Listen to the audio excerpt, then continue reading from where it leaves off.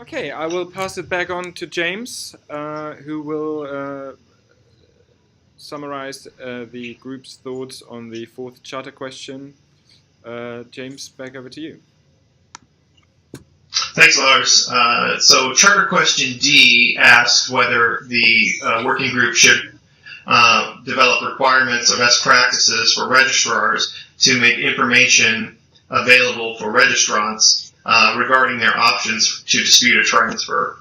And we looked at this quite extensively, and in the context not only of this particular policy, but a number of other policies and the new RAA, which all have requirements or required elements that appear on registrar websites. And I'm thinking, for example, the registrant's benefits statement that is also included, and some information for other policies like the expired name policy.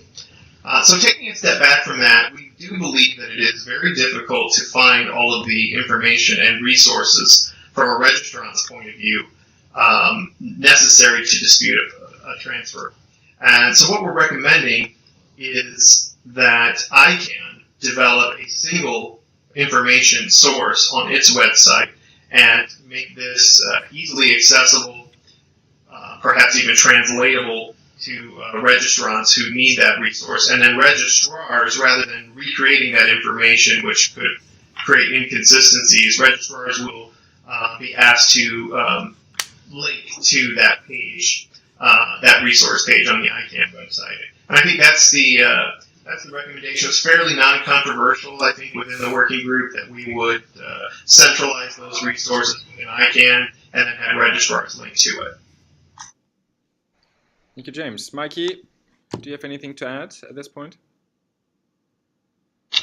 Yeah, I just want to amplify what James said. From a registrant standpoint, and also as a service provider, the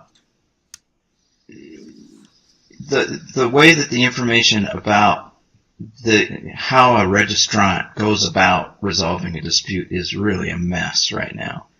It's sprinkled across a whole bunch of different ICANN web pages. It's very confusing. It's very technical. It doesn't really offer it in the form of here are your options. It sort of says, here, become an expert on this policy, and then once you've become an expert on this policy, make choices that are good. And it's like, it's a website that a policy wonk would love, but it's really tough for a registrant who's probably only visiting the ICANN website for the very first time for this particular reason. And so I was even lobbying for above the fold linkage to this on the ICANN homepage. I got shot down by that one. But I do think that as ICANN evolves, it's wonderful that we're cute and we look nice on the web page and all that stuff. But really, truly, there are an awful lot of users out there in the world who only come to the ICANN web page to get an answer to this question: what are my options when a transfer's gone wrong? And I think that to the extent that this can be made really clear, really good, and really prominent on the ICANN page, and then have the registrars link to it, absolutely, but do a fabulous job on this on the ICANN webpage, I think is really important.